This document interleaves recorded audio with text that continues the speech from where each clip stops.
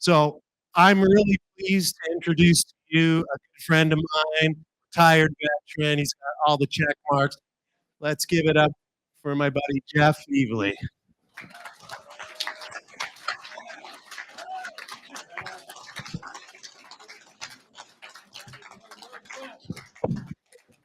Hey, thanks very much, everybody, and thank you so much, Michael, for running points on this and for hosting me in your home so graciously as you have, and to everybody who put so much effort into this event. I've done a few of these things over the years, so I know a lot of work goes into this, and it's always a long show on the day that it's going on, but that's just the way it is. Okay, so like Michael said, my name is Jeff Evely. I am 20-year veteran of the Canadian Armed Forces. I retired in 2021.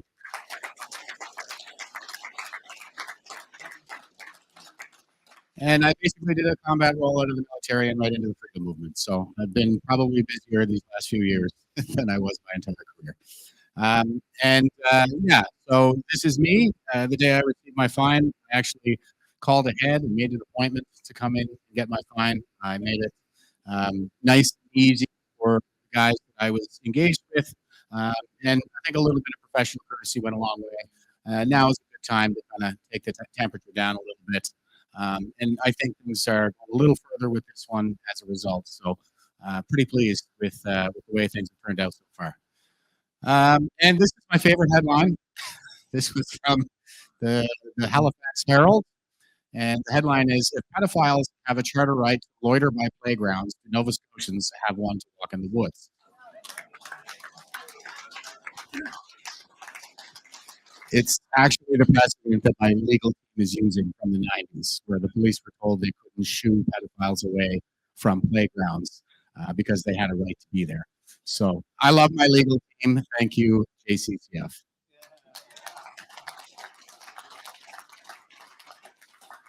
And it's been a pretty wild ride these last couple of months. This is one of those times when I can't tell if the time is going by fast or slow. It feels like 2 months ago was 5 years ago, and the convoy was like 2 months ago. So, yeah, sign of the times. And I made headlines with this particular case, which was my intent, from my local paper, which is the image on the right, me reading the paper.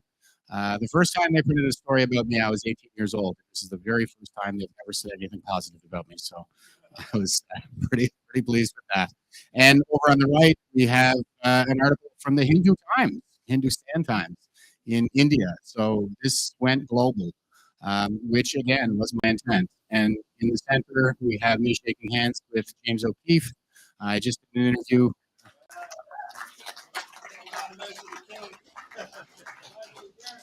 And I did want the attention of the Americans on this one, so I really appreciate James. He actually made the trip up to Cape Breton to try and get a fine himself. It didn't quite work out, but it actually made for some good footage. He was happy to get that angle as well. There's a obvious level of apathy on the part of the people in charge of enforcement, so I think that made for a good angle as well. And I just did an in-studio interview with him in his studio in West Palm Beach, Florida, 2 weeks ago.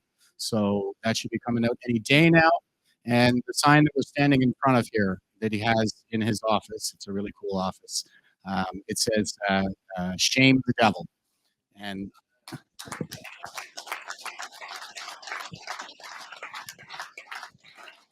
I think that's how we win. I think that's what we need to do. Is the problem here is these people have no shame, and so it's up to us to give it to them.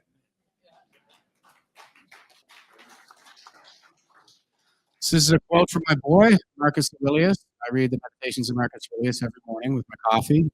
It helps. I recommend everybody do so. And what I take from his writings, he was the last good emperor of Rome, and everything just kind of fell apart after he died, just like in Gladiator. And he would go out to watch the sunrise every morning and meditate and write in his diary, which was never really intended for anyone else to read, but it is available on Amazon today.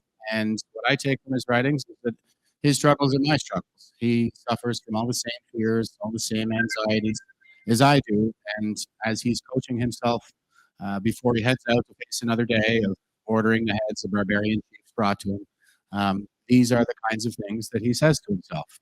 The best revenge is not to be like your enemy, or as I like to say, the sweetest revenge is just being a better man. So that I think is like people have been asking me how it is that I managed to keep my cool while I was dealing with some of these enforcement officers the way that I did, and this is what it is. I think we need to be very smart about this. Generations of unborn Canadians are counting on us to be wise as we make our way through these tumultuous waters.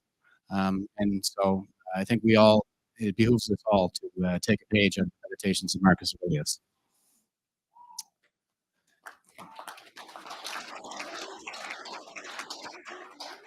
This is me. Since everybody seems to want to know all of a sudden, in the center here, I'm actually, this is supposed to be a professional photo. I'm in studio, and this is the photo that's going to hang on the wall outside of the office at work because I was the sergeant major in my last unit.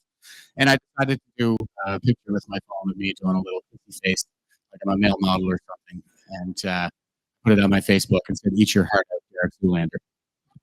So, and we gotta have fun. This is something I learned in Afghanistan. Is that humor is a coping strategy for humans, and it took me about 2 weeks off the plane to really figure it out. But you wouldn't believe the things that you hear fly out of soldiers' mouths in a war zone. The only thing blacker than Carney's heart is a soldier's humor. And that's what people are doing is they're adjusting to their circumstances, and they do that with humor, and it gets darker and darker the darker the times get. And so I know some guys that actually had some trouble when they came back from overseas, kind of reflecting on what they had said while they were there, and they're troubled by that. But what I would say to them is you shouldn't be. I mean, you're human. You did what you had to do to get through it with your psyche intact, and you didn't do any harm to anybody. Jokes don't harm anybody. So we're going to win this war with memes. Tyrants can't take mockery, and it's good for the soul as well. Beyond that, I just kind of put a collage of pictures together. So I did 20 years in the Canadian Armed Forces, deployments in Afghanistan, Iraq. I spent 4 years out of country working with NORAD. I was a single dad for the last 10 years of my career. I coached mixed martial arts, boxing, junior girls cheerleading, softball. I helped homeless veterans off the streets of Ottawa for the last 3 years of my career. And most recently, I took a walk in the woods.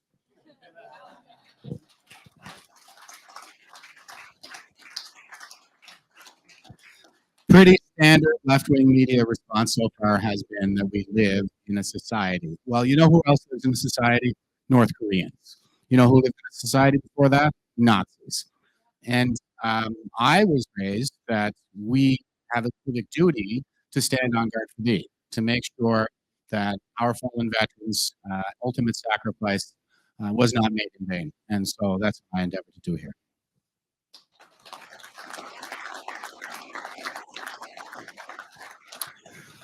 What is it all about? Well, leave something better for the next generation. It's campers rules. I can't think of any better purpose in my life to just leave something better for the next generation. And that was the spirit in which I went to Afghanistan. I'm not a combat vet. I was a support trade, like 9 out of 10 people are in every war. But the idea was it would be one less war that future generations would have to fight. Mind you, that sacrifice has been wasted by Joe Biden, but that's a reflection on him, not us. And as things stand right now in Canada, my son, I'm pinning a new rank on him in his Junior Marine Corps ROTC program while we were in the United States in that picture. And he is 28 now, and he can't buy a house. He has a newborn baby at home, and I don't see him ever being able to buy a house. My daughter, on the right, coached her cheerleading for 3 years while we were down there.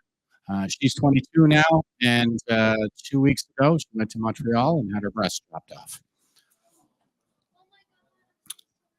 That happened on Wednesday, as far as I know, and on Thursday, I went to a gun grab protest. Friday, I drove to Ottawa, and I went to a PPC New Gen dinner on Sunday. So I'm never going to stop.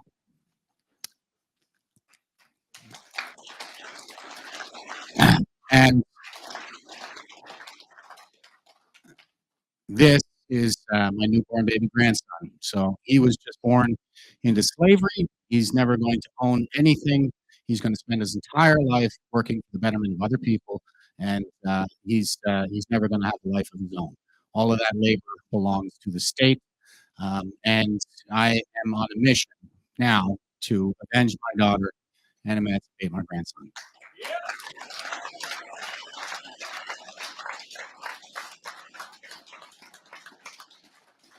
And I did want to note as well that uh, there are these significant factions, I think, within the populist movement who will never believe a word I say because my grandson is Jewish. My son took up Judaism when he was in university, probably to rebel against his dad. Really know or understand, but he's a very good man, and that's all that counts. And it is really a grand shame that so many people will never believe a word that comes out of my mouth because I was the guy who told Pierre Polyev all about puberty blockers for children, cross-sex hormones for adolescents, double mastectomies for 14-year-olds, and vaginoplasty and phalloplasties for 18-year-olds. This is the email that I sent to his office and Goldie Amari's. This is an email chain that went on for quite a while. I told him everything. I had a conversation with him, like he says right here at the bottom, when he replied to me after our conversation on the 22nd of January, 2021. I was his constituent in Ottawa. I voted for him in 2015. I voted for him in 2019. In fact, I even let him put a lawn sign in my yard in 2019 because I thought the situation was so dire at that time that I was willing to take a court martial for it. And then when I called him and asked him for help, he blew me off. And not only that, he went ahead and voted for that conversion therapy bill 3 times. That bill would put me in jail for what I did to try to save my daughter. I would face a 5-year jail sentence, and it is illegal to parent in Canada these days. Don't even get me started. You know what else he did after I co-organized the 1 million March for Children nationally and brought that fight to his doorstep? He got up in front of the video cameras and said, "What's all this stuff about puberty blockers? I don't know anything about this." He knew because I spent a half hour on the phone with him, telling him personally. So this is a war. Make no mistake about it. And if you don't believe me now, I believe you will by the end of my presentation. How do we win? Well, Sun Tzu wrote The Art of War in the 5th century BC. He said, "Know thy enemy and know thyself, and thou need not fear 100 battles. Fear the results of 100 battles." And the supreme art of war is to subdue the enemy without any fighting. So it's a clandestine war, it's an invisible war, it's a silent war, but we've already suffered more casualties than all the wars of the 20th century combined. And the biggest challenge that I have, that we have, is convincing people that we are in a war. The art of war got an upgrade in the 90s. It's called unrestricted warfare. It's based on leaked Chinese military documents. They were written by 2 colonels, Kiao Lang and Wang Shengsu. It's available on Amazon. And this is a summary of the tactics that they endorse. It's based on a lot of their observations of how the Americans operated in Iraq. And its entire intent is to take down the United States and the West more broadly. In China, they play Go, whereas in the West, we play chess. So we tend to fixate on capturing a single key piece, something like a capital city. Second World War ended with the race to Berlin, after all.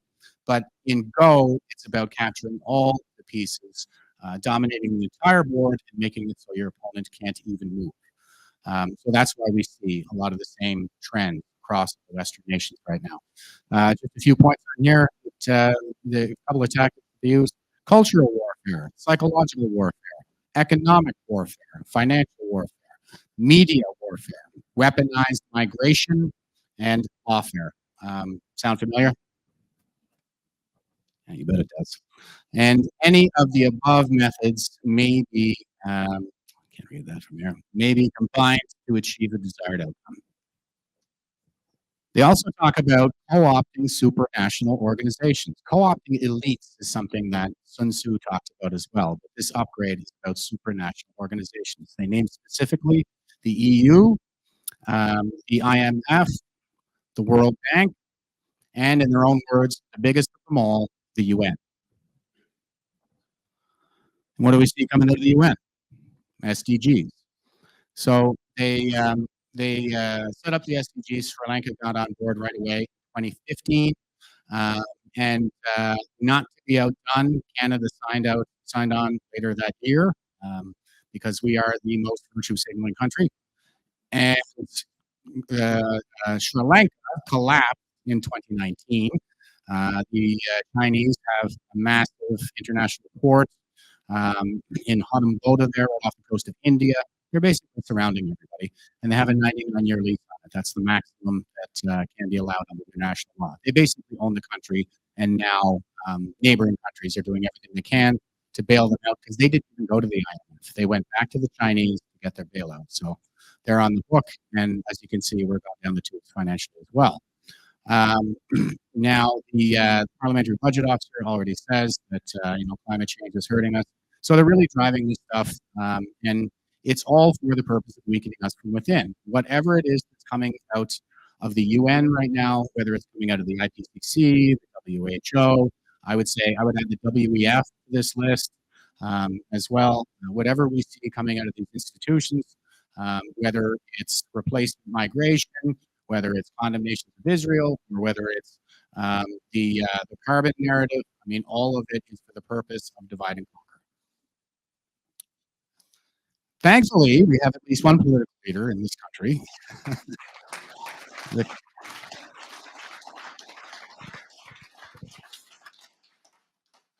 with the courage to call it out. So here is Maxime, and he says, I tweeted this about the coming climate lockdowns during COVID. 3.5 years later, we're there. Nova Scotia's fake conservative premier in Houston started the trend with his tyrannical ban on going into nature. So Max is calling this out in 2022 during our pandemic lockdowns, and I mean, great job, Max. That's right. And we are going to win the war with memes. So this came up while I was engaged in this particular effort to embarrass Houston. It turns out that they never even stopped spraying glyphosate while this woods ban was on. Glyphosate is an herbicide, it's Roundup. It only allows for softwood to grow because that's what the Irvings want to make pulp in New Brunswick. And what happens when you do that is you end up with a lot more dead foliage on the forest floor, and conifer trees will burn much faster than hardwood. So the risk of wildfire goes up exponentially when they're doing this. So is it really about fire? And this is me tweeting out the latest from the Justice Center for Constitutional Freedoms. And the thing is, as Michael mentioned, not many people are aware, but this happened in 2023 as well during the wildfire season. Then they banned it from the woods, and at that time, I submitted a judicial review, and the judge didn't award me standing. Now, the Crown tried to have it dismissed on mootness because by the time it got to court, the bans had already been lifted, and they also argued against standing. And basically, the judge said that because I'm not a lawyer, I can't have public interest standing, and because I wasn't fined, I didn't get private interest standing. And even at that time, I stood in open court, and I said that was Kafkaesque, as in Stalinist, as in I have to commit the act of hiking in order to find out whether it is legal. In a rule of law society, we should all understand exactly where the lines are. And on that case, I have just a quick quote here from the court documents that I've got a screen capture of there. And it says, this is what the judge wrote. It says, Mr. Evely filed a notice of judicial review on July 5th, 2023, about 2 weeks after the ban was lifted. Mr. Evely says that the issuance of the proclamation was not reasonable. He says that nowhere in the record as filed is the rationale for a province-wide ban on entry into the woods discussed. He argues that there was no mention of the investigation of the RCMP in Pictou, indicating that some of the fires there have been caused by arson. Mr. Evely notes the response in Alberta, where Premier Smith brought an additional arson investigators from outside of that province. He says that with respect to Nova Scotia, quote, this strongly indicates a lack of professional standards in implementing the ban and a lack of interest in addressing the root causes of the fires. The level of apathy on the part of our public officials leaves Nova Scotians vulnerable to future disasters. And I was right.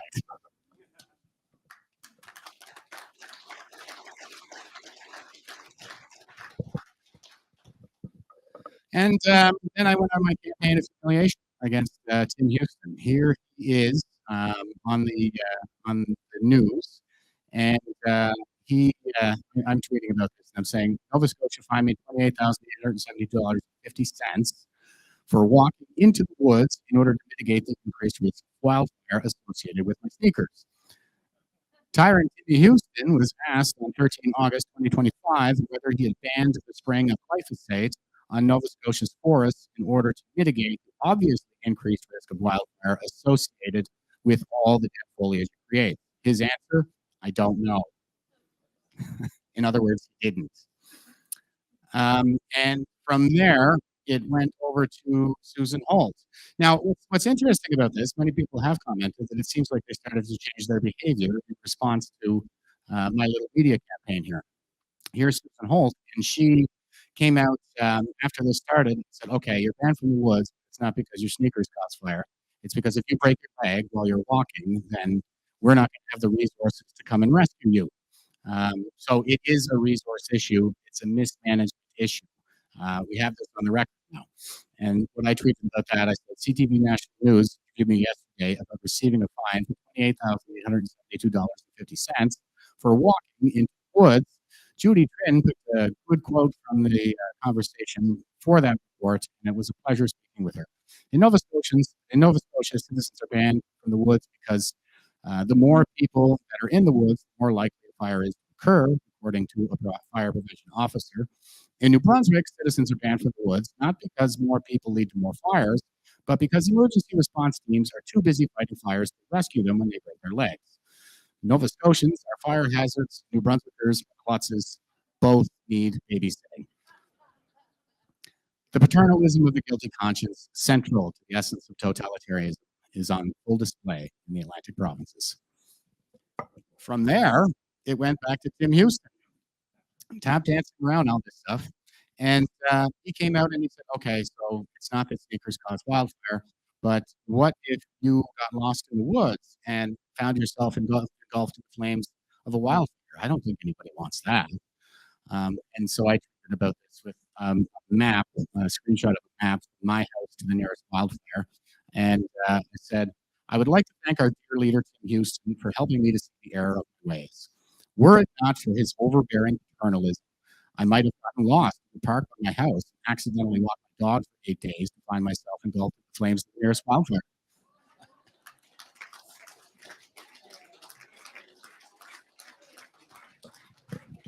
You see how we're going to win with mockery?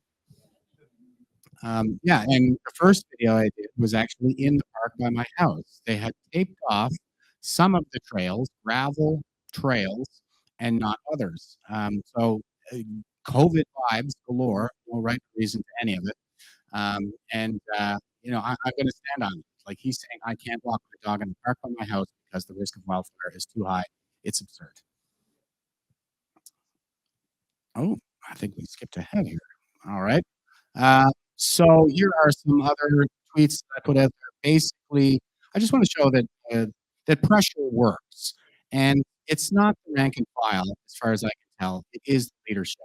All of these fire associations are complaining about the lack of leadership, the misuse of resources, the lack of resources, and the inability to utilize their volunteer fire departments appropriately. So it is a management crisis. We're seeing the same thing, I think, across all of our institutions. I just saw one from another police service there yesterday where they were coming out, and the unions are coming out and saying we've had enough of this mismanagement. So, yeah, just keep the pressure on. Pressure works, and we need to embarrass these people properly.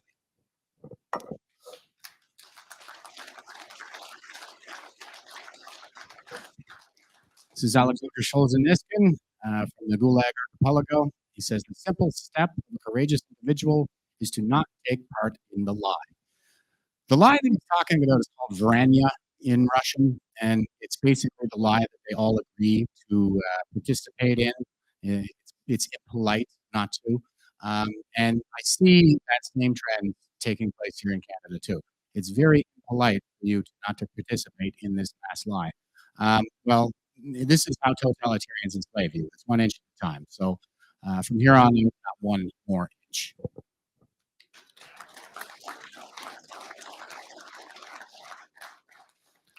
This is Socrates. He's the father of the Enlightenment, founder of philosophy. His enemies were the sophists.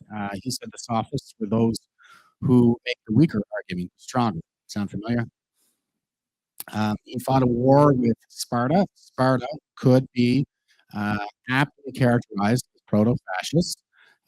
He served in his city-state of Athens in the foreign war with Sparta, and he as a midlifer, he found Athens occupied by Sparta.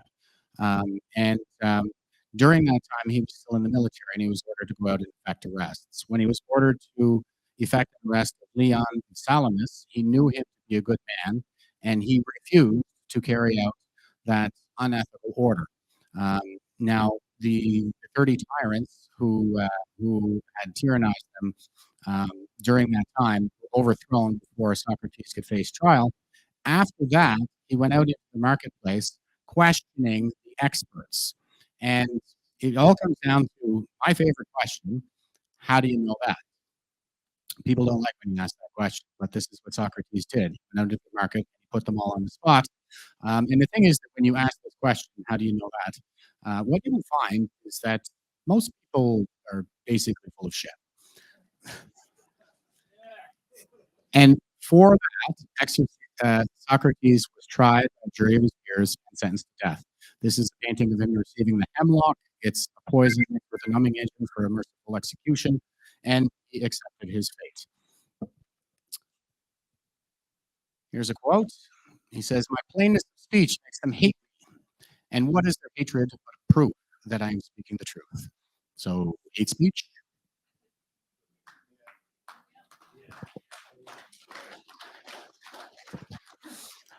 Socrates narrates the story of Plato's cave in the Republic, and in this story, um, there are prisoners in a cave who observe shadow figures on a wall that they believe to be the real world.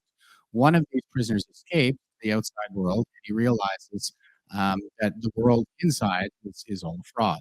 When he comes back to tell the others that the real world is outside, and what they're looking at on the wall is a mere reflection, an inversion of that light outside. It's a shadow, an inversion of the light, and they hate him. They hate him for saying. Here's George Orwell. The further a society moves from the truth, the more it will hate those who speak it. He wrote an epic dystopian novel called 1984, in which not sophistry, but newspeak is practiced. So it's basically the latest iteration of sophistry.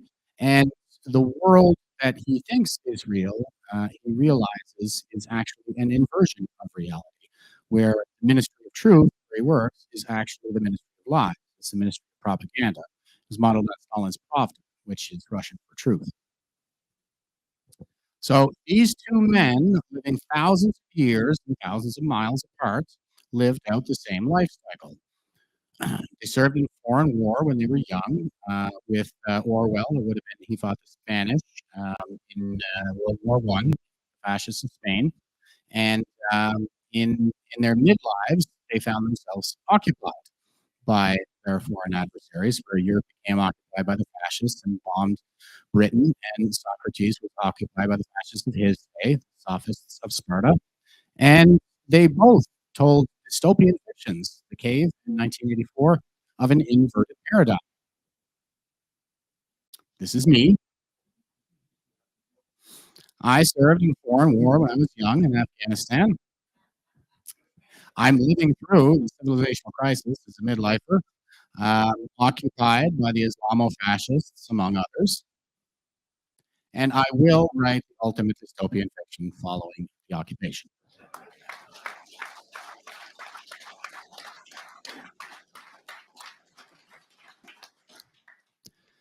Just on a side note here, Socrates, when he was ordered to effect that arrest, um, and he refused that order, he was a sergeant major at the end of his career. This picture of me on the left is my sergeant major picture. It goes up on the wall inside the elevator at work.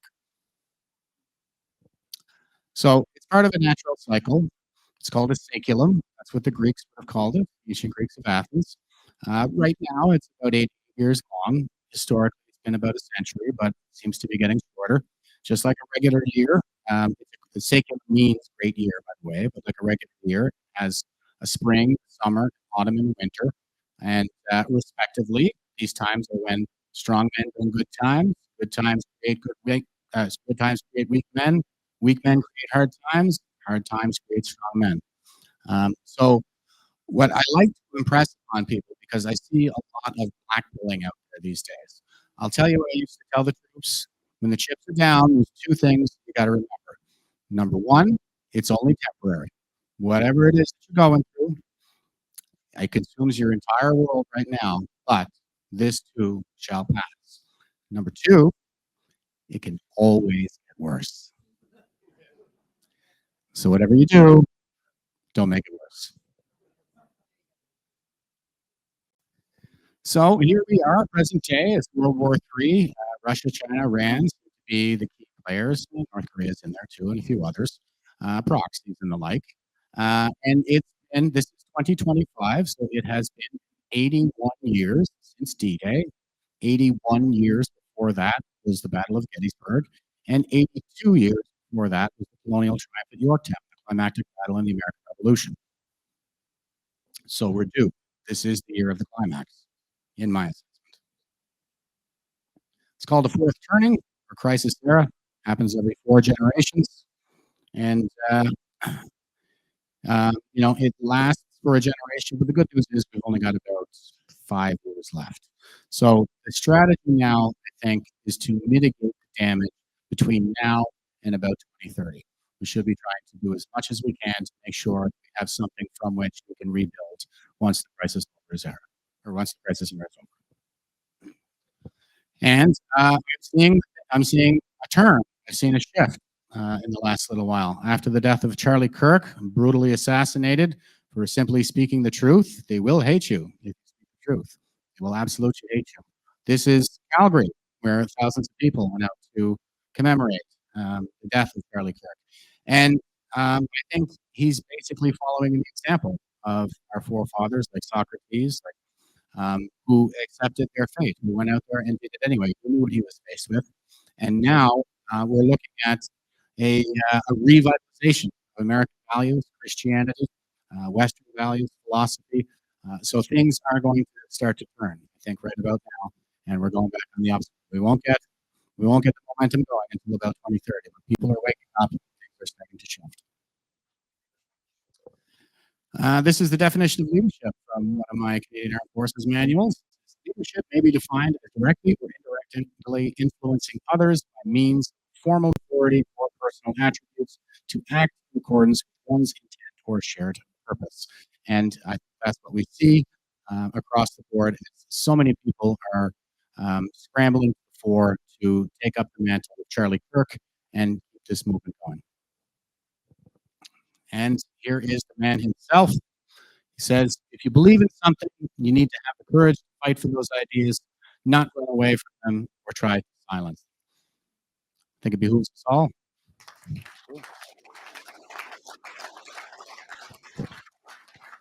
I think it behooves us all to abide in the words of the great Charlie Kirk.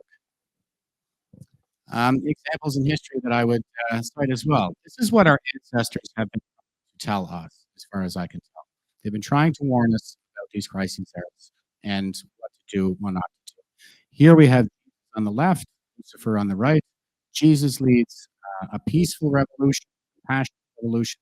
He accepts his fate, and the future is brighter for it.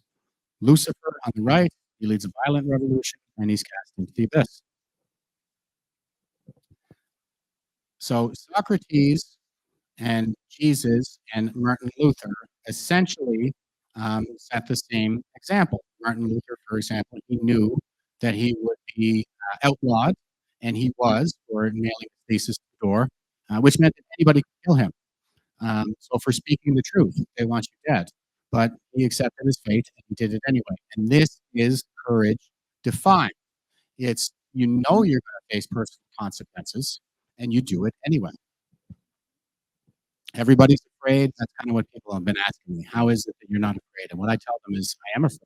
I'm afraid like everybody else, but I know that to be courageous, I have to overcome that fear and do that right thing anyway.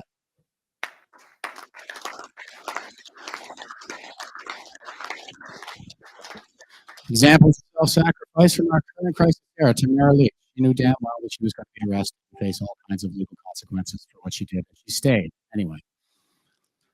This is Chris Deering, one of my veteran brothers, who was at the monument with me during the convoy in Ottawa. He actually left. He was going to go home and take a shower or something, and he found out that the cops were coming. He turned around from his trip to New Brunswick. He turned around, came back to Ottawa, just so he could go down on the line with me, shoulder to shoulder with me, and get his ass kicked by those cops. I was the guy in the red hat shouting at them, and that's probably the reason that it made the news. This was the section that they actually blacked out from the Public Emergencies Commission. It's pretty brutal. But he knew that. He knew that that was what he was going into anyway. He did it anyway. Billboard Chris, Antifa broke his arm, and he just keeps going. And what does he do? He keeps his cool. He's collected all the time.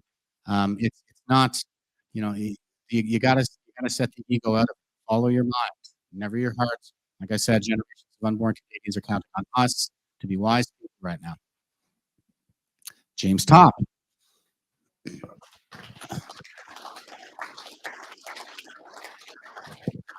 He knew he was going to be court-martialed for what he did, and he took a stand anyway.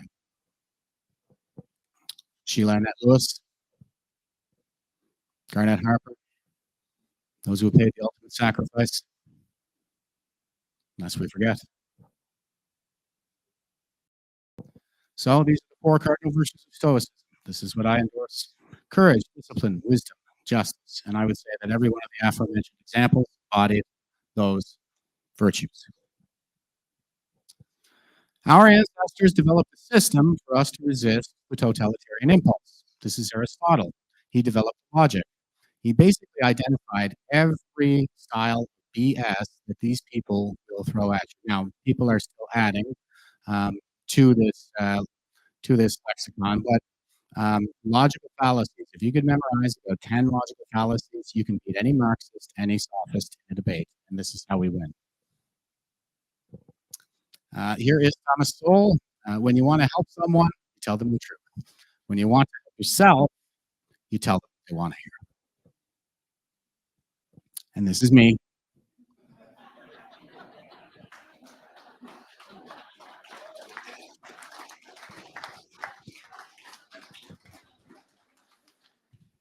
I have a very frank manner of speaking, but it's on purpose. It's disarming.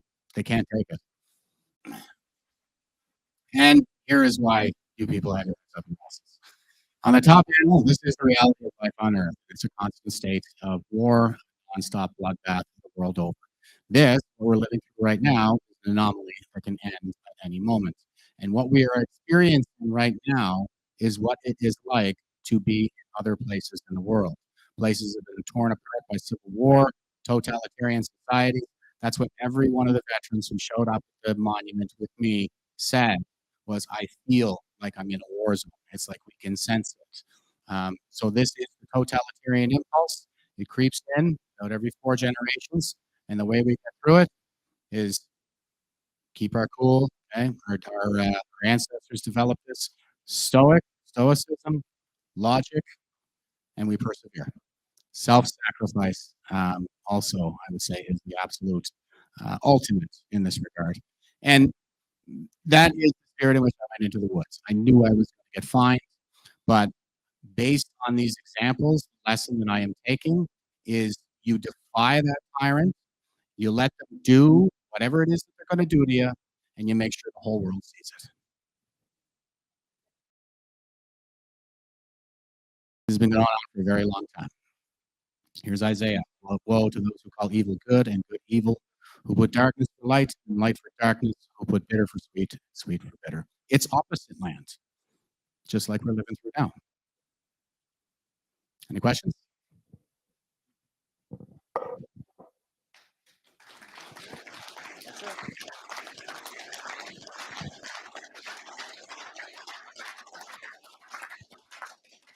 So what I would say is this is something that's been going on with we humans since we were hunter-gatherers.